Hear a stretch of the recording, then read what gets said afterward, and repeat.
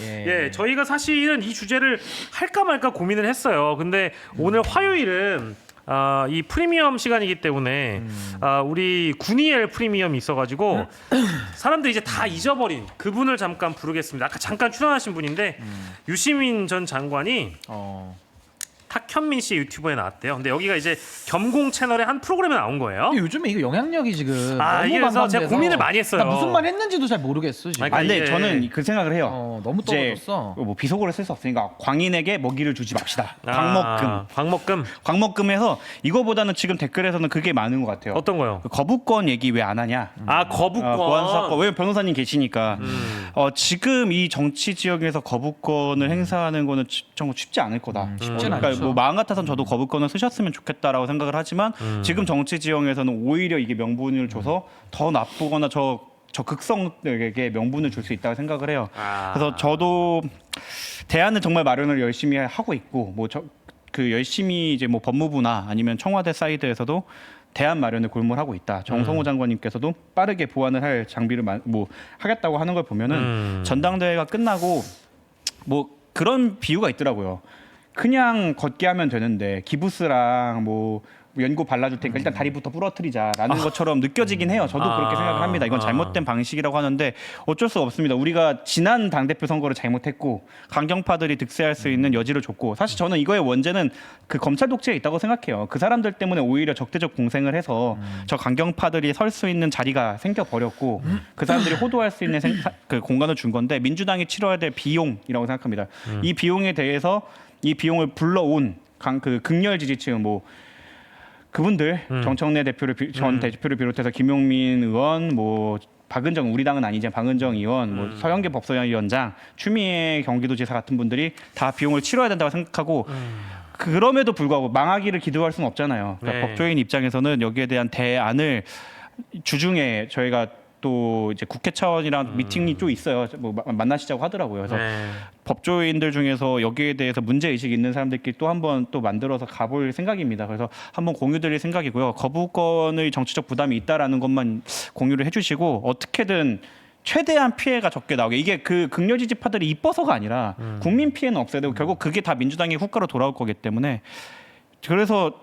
용역이 내려왔습니다. 규현이 형이 연락하더라. 구승아 페이퍼 또 한번 만들어 봐라 이렇게 해갖고 조만간 또 한번 만들어서 공유 드릴 테니까 이제 신인규 변호사님께도 공유 드려서 한번 의견 받고 할 텐데 어떻게든 실무를 하는 사람들이 최대한 대안을 만들어 볼 거고 법무부에서도 가만히 있지 않을 겁니다. 어떻게든 최소한의 대안을 만들 거라서 한번 지켜봐 주시죠. 대통령께서도 다 생각이 있으실 저는 겁니다. 이제 사실 오늘 뭐 국무회의 석상에서도 대통령께서 오늘 이 이야기를 좀 하셨어요. 해서 이제 경찰청장 대행을 앉혀놓고 여러 가지 꼬치꼬치 이렇게 꼼꼼하게 물어보시기도 했는데 제가 우려하는 건 그런 거예요. 이번에 이 보안수사권 전면 폐지하는 이 일련의 과정은 정말 최악의 과정이었거든요. 그러니까 저는 이런 식으로 만약에 부동산을 다룬다, 이런 식으로 만약에 대한민국의 AI 산업을 다룬다, 다 망가집니다. 그러니까 이게 내 표 받으려고 저는 이 법안도 아까 우리 정구송 변호사님 얘기한 대로 이거는요 김용민 박은정법으로 일단 불러야 되고요 거기에 연대 책임을 져야 되는 게 정청래, 추미애, 서영교 이분들만큼은 이거 영구적으로 저는 정치적 책임 물어야 됩니다. 정치적 책임이라는 것은 물론 이분들이 잘못된 피해자 사건에 대한 2중 3중의 피해를 실질적으로 배상할 수는 없어요. 그렇지만 정치적 책임을 묻는다는 건 정계 은퇴를 각오하고 해야 되는 겁니다. 저는 그 의미에서의 정치적 책임을 끝까지 물어야 된다는 걸 제가 말씀드리는 거고 제가 여기에 대해서도 거부권까지도 초반에 검토해달라는 말씀드린 거는 그만큼 이게 지금 중요한 문제고 이게 잘못됐을 때 이재명 정부가 뒷감당해야 될 책임이 너무 커서 그래서 이제 저는 뭐 정성호 장관님도 앞으로 이제 빠르게 이거는 더 보완을 해야 된다는 말씀하셨으니까 저는 수사 인력 다 빼는 거 좋습니다. 전 받아들여요. 그 뭐 다 빼는 건 빼는 거고 앞으로는 전권 송치라든지 수사지휘권 부활 문제는 전 얘기를 해야 된다고 봅니다. 왜냐하면 아니 국민을 지키자고 하고 있는데 뭐 놀릴 게 뭐가 있어요 테이블에? 아니 뭐 수사지휘권을 얘기하면은 무슨 뭐가 잘못됩니까? 그러니까 저는 수사 인력을 빼는 건 오케이. 뭐 이거는 법으로 지금 정해져서 하니까 저도 막을 힘도 없어요. 그 잘 되길 바랍니다. 근데 안 됐을 때는 전권 송치나 수사지휘권 문제도 이 부분은 이제 테이블 위에 올리고 이야기를 해야 될 때가 온다. 사실 어제였죠. 보고회 개정하고서 보고회를 보면서 그 수준에 저는 참담함을 금치 못했어요. 아직도 김학의 사건 그건 사실 기소 독점 문제잖아요. 그러니까 엉뚱한 얘기를 쟁점이 갖고 다른 오잖아. 건데 그거를 갖고 오거나 뭐 그 청주시의원 그 사람 나쁜 그것도 사람이죠. 기소 독점 문제야. 기소 독점 문제. 그리고 그것도. 그거는 사실 별건 수사였던 거예요. 포렌식을 돌려서 나오면 그 근거를 붙여서 영장을 청구해야 되는데 일단 1년치 통신영장 주려는 건 그 사람이 아무리 밀어도 미란다도 정말 나쁜 사람이었잖아요. 근데 미란다 원칙이 생긴 거는 그 사람이 나쁜 사람이라고 해서 우리가 포괄적으로 하다 보면은 그게 우리한테까지 피해가 오기 때문인 거죠. 그 청주시의원 나쁜 사람이죠. 근데 그 사람을 그 털겠다고 별건 수사를 허용하거나 무분별한 영장을 청구해 주는 걸 열어주면 안 된다는 거잖아요. 근데 그거를 섞어갖고 그렇기 때문에 검찰이 문제다라고 호도하는 그 설명회를 보고 진짜 정말 참담했어요. 그래서 제가 사실 생각해보면 그 생각도 들어요. 내가 뭔데 이거를 막 대안을 써주고 있지라는 생각이 들어요. 돈도 안 받고 아무것도 안 받고 있는데. 근데 뭐 그러니까 나라를 위해서 봉사하는 정말 이거 뭐 건데. 지켜볼 수가 없잖아요. 이대로 가면 안 될 것 같은데. 국민들이 그리고 피해를 보니까. 심지어 이거를 결정하고 있는 사람들의 이해도가 너무 낮다. 심지어 여기 그 방에 들어오시는 고관여층보다 낮은 것 같아서 맞아요. 설명을 하기 위해서라도 종이로 써갈 예정입니다. 아니 그래서 근데 그런 거 남겨놓는 게 난 좋다고 네. 생각해요. 의견을 좀 남겨놔야지 이게 역사가 또 평가를 하는 거고. 저는 이 말씀만 드리면 항상 보안 수사권 얘기하는데 왜 김학의 사건 덮어준 게 왜 나옵니까? 아니 김학의 누가 안 나쁘대. 아니 김학의가 처벌을 받기 위해서 검찰의 기소 독점으로 묻어주는 거. 그러니까 우리가 언론도 똑같아요. 써서 조지는 것도 문제지만 안 써서 덮어주는 게 더 힘이거든요. 경찰도 똑같아. 과잉 수사를 하면 그건 오히려 검찰 단계에서 영장 청구권을 검찰이 갖고 있기 때문에 경찰의 과잉 수사에 대해서는 어느 정도 통제가 가능한데 우리가 걱정하는 건 뭐냐? 경찰이 덮는 거. 맞아요. 그게 문제예요. 덮는 거. 그러면 경찰의 수사 독점권으로 인해서 억울한 피해자가 두 번, 세 번 발생하는 그 경찰의 덮어주는 부실 수사나 암장이나 조작에 대해서 어떤 대안이 있느냐고 얘기를 하면 김학의 얘기는 검찰 쪽에 대한 기소 독점으로 덮는 걸 얘기하니까. 아니 그래서 제가 대안 잘해서 덮는 거 하지 말자고요. 그 대안 마련해서 이부 자리 카톡으로 하지 말자고, 보내드렸잖아요. 이부 자리를. 근데 자꾸 엉뚱한 얘기를 갖고 오니까 이게 정말 우리가 문명 사회에서 대화를 해야 되는데 저는 송영길 후보님의 그 목소리가 높아지시는 게 이해가 되더라니까. 그렇지. 싫다는데 왜 자꾸 이걸 나오는 거야? 진짜 고투 헬이야. 저는 솔직히 이 말씀도 드리고 싶어요. 앞으로 답답한 거. 암장된 하는데 왜 하는 사건이 거야? 많이 안 나올 거예요. 암장인지 모를 거라서요, 여러분. 모르지 안 밝혀지지. 이게 암장이 나오는 건 암장이었다. 수사를 밝혀보니까 경찰이나 뭐 검사든 어느 조직이 이거를 덮었다라는 게 밝혀져야 암장인 거잖아요. 앞으로 그 기사가 물론 제도가 바뀌고 이 제도를 비판하기 위해 언론이 신경을 쓸 때는 좀 많이 나오겠지만 이게 1년, 2년 지나면 아마 수사가 묻혔다라는 기사가 잘 안 나올 겁니다. 밝힐 수가 없어요. 그러니까 이게 저는 걱정인 게 암장이 암장인지도 모를 거다. 이제 이런 얘기를 하신 것도 이제 차후에 그런 우려점들이 있다라는 거고 저는 지금도 사실은 공백 기간이잖아요. 지금 형사소송법 개정됐으니까 보안수사권 폐지된 이후 지금 계속해서 공백 기간이 있는 건데 그 공백을 메울 수 있는 제도적 개선점은 임시국회 열어가지고 중수청법 개정하고 뭐 여러 가지 법안들을 좀 추가해가지고 후속 입법으로 바꾸겠다는 얘기인데 그럼 남아 있는 기간 동안 만약에 어떤 피해가 생기면 이건 또 누구 책임이냐? 그러니까. 이런 대목들이 걱정돼서 드린 말씀이고 단 한 사람이라도 피해자가 생기면 그거는 아무도 책임을 못 지는 무책임한 문제인 거예요. 일이죠. 진짜 아니, 무책임한 일이에요. 0.1%도 150만 건에 0.1%라 1000단위가 넘을 수도 있어요. 그게 나일 수도 있다니까. 그리고 내 얘기가 될 맞아요. 수가 있어요. 제가 변호사를 하면서 느끼는 점이 저한테는 몇백 건 중에 하나지만 그 사람한테는 가장 인생에서 힘든 일이에요. 그렇지. 왜냐면 검찰청 자주 안 가시잖아요. 그게 인생에 한 번 있을까 말까 한 일인데 그럼. 그거가 암장된다. 저 지금 시간이 끝나서 말씀드리니까 어제 보고회 할 때 제가 사법의 민영화라고 떠들고 다녔잖아요. 그게 많이 긁히셨나 봐요.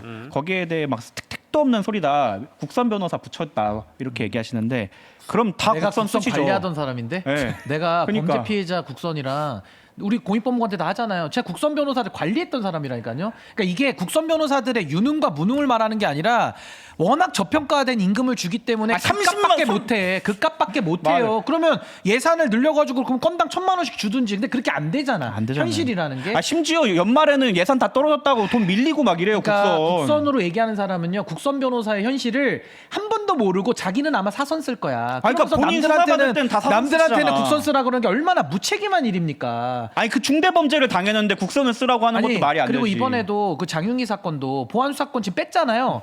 보안 수사권 이거 밝힌 거거든. 맞아. 보안 수사권을 뺐는데 앞으로 장영희 같은 사건을 어떻게 밝혀낼까? 난 그게 걱정이야. 아니 그게 없죠. 걱정이야. 밝혀내지 못하니까 못 밝힐 없죠. 가능성이 높은 거예요. 그리고 열람 등사건을 줬다는데 그 수사 기록 보면은 여기서 뭐가 문제인지 밝혀낼 수 있어요?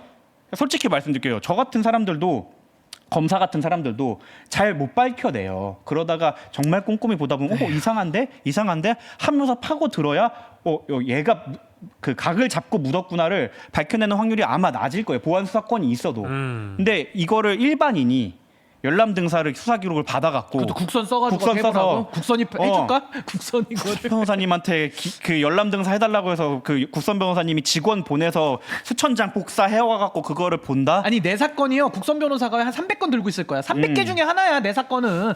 턱이나 그걸 잘해주겠다. 서초동에서 아니 서영교 위원장님은 100% 사선 쓸 겁니다. 그분은. 그러니까. 내가 볼 때는 100% 사선 쓸 거야 자기는. 아니 이게 수사의 민영화가 아유. 아니고 뭐예요? 그거 열람 등사용 기록 누가 볼 건데요? 그럼 이렇게 하자 구승 씨. 이번에 국선 얘기하는 그 정치인들 있죠. 앞으로 무조건 국선 변호사만 쓰는 거야.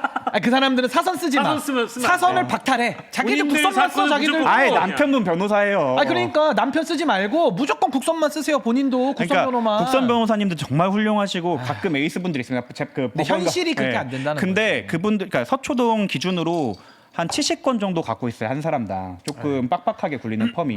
블랙 펌이 한 200건 들고 있는 데도 있지만 보통은 70건. 저희 같은 이제 젊은 펌들은 퀄리티 유지를 해야 되고 저희 40개에서 50개 사이로 사건 수를 제한한단 말이에요. 왜냐면 막말로 사건이 100개면 관련자가 10명 나오면 사람 이름 1000명이어야 돼요. 그때 권경애 변호사인가요? 그 재판 못 가가지고 손해배상치 6천인가 물었잖아 그러니까 지금. 퀄 유지를 안 하고 재판 진짜 못 가가지고. 공장처럼 돌리는데도 70건에서 형사 사건 70개 넘어가면은 관리가 안 돼요. 그 재판도 못 근데 가.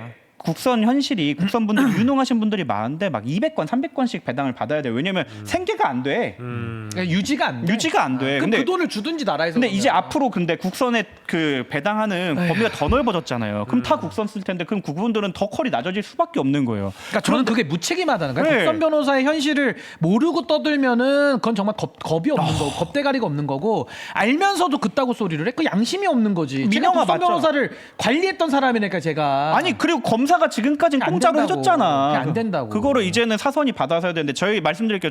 저희도 솔직히 말해서 보안 수사권 없어진 다음에 저희도 마케팅을 준비를 하고 있어요. 이거 추가금이에요 무조건. 열람 등사에서 기록 보는 거 사실상 사건 하나 하는 거랑 똑같아 갖고 이거 추가금 엄청 받아야 돼요. 단계가 다 다 돈이에요. 늘어나다 보니까 그 단계마다 아이고. 사설 변호사들 써가지고 저희 같은 경우에는 좀 알려지고 이렇게 돼 있고 잘하는 편이니까 막 500만 원 단계별로 500만 원, 1000만 원씩 받아야 돼요. 근데 원래는 검사가 사실은 고용당해가지고 국가에서 세금 그쵸. 주면서 그 역할을 했던 거예요. 우리가 마치 건보료 맞아요. 때문에 건강보험 재정 때문에 의사들이 그래도 한 5, 6천 원 받고 다 치료를 우리가 빠르게 받아왔잖아요. 그래도 한국 의료가 선진화돼 있다는 얘기를 듣거든. 맞아요. 그런 시스템을 이제는 다 해체해가지고 다 각자 부담으로 가고 그걸 어떻게 국선한테 떠넘깁니까? 국선의 현실을 모르면서 그런 얘기를 하니까 제가 이건 대국민을 속이는 거다. 제가 그 그래서 생각이 드는 지인들한테 거예요. 평상시에 한 500 정도는 현금 들고 있어라 예금을. 그래야 뭐 큰일이 생겼을 때 메꿀 수 있다라고 말씀드렸는데 이제 국민분들한테 말씀드릴게요. 한 2,000 정도는 항상 들고 계셔야 돼요 이제. 길 가다가 만약에 칼이라도 맞아봐. 아니 길 가다가 묻지마 피해를 당했을 때 그게 언론 보도도 해야 되고 뭐도 해야 되고 뭐도 해야 되고 했을 때 민영화가 된 이 시장에서 본인이 그래도 하고 싶은 한풀이를 다할 수 있는 방법은 이제 없어졌습니다. 아 근데 박은정 의원도 자기 남편이 검사장 출신 변호사 아닙니까? 서영교 의원도 자기 남편이 변호사 아니에요? 그러니까 국선 쓸 가능성이 1도 없는 사람들이 지금 이 짓을 벌리면서 국민들한테는 여러분들 국선 그리고 쓰시면 된다. 이 얘기를 하는 거야. 수사 단계 때 국선 변호사님이 뭘 해주시냐고 답답한 할 거죠. 수가 없다고. 수사 단계 경찰서 같이 못 가드려 일정상. 우리도 동석 한 번 가는데 200~300만 원씩 받는데. 아이고. 부산 돌려차기 사건을 검색해 보시면 영상에 고스란히 나와 있습니다. 경찰이 이 피의자를 신문하는 과정에서 이 사실상 어떤 성범죄의 목적이 있었다라는 것을 거의 뭐랄까 좀 덮어주듯이 조서를 거의 써버렸어요. 그래서 그게 이제 검사한테 올라갔고 검사가 이 피의자를 막 예를 들면은 신문을 하는 과정에서 도대체 어떤 형사가 당신의 그 사건의 사실관계를 그런 식으로 조서를 썼느냐라는 식으로 막 다그치거든요. 예, 그런 과정이 있었기 때문에 그 부산 돌려차기 사건 피해자분이 자신이 이게 내가 길 가다가 묻지마 돌려차기를 당한 게 아니라 성범죄를 목적으로 한 폭행이었다라는 걸 알게 된 거예요. 그거를 열람 등사를 해서 내가 찾아야 되는 거잖아요. 그렇지. 왜 피해자가 내가 수사를 더 해주세요를 내가 왜 외쳐야 되냐고요. 사실 그 치안은 알아서 해줘야 되는 거잖아요. 그렇지. 그러니까 지금 그거랑 또 경찰서에 와서 순찰 좀 더 돌아주세요. 신청권이 있으니까 순찰 돌아주실 겁니다. 그러니까 아무 문제 없어요. 알아서 돌아주는 게 원래 순찰이에요. 그렇지. 근데 지금 그게 다 없어진 겁니다, 여러분. 그래서 어떻게든 저도 대안책을 뭐 내가 왜 하는지 모르겠지만 열심히 하겠지만 이 부분에 대해서는 꼭 기억하시고 이분들에 대해서는 정말 고투해를 하시게 도와주셨으면 박은정 좋겠습니다. 김용민법으로는 꼭 불러주셔야 됩니다.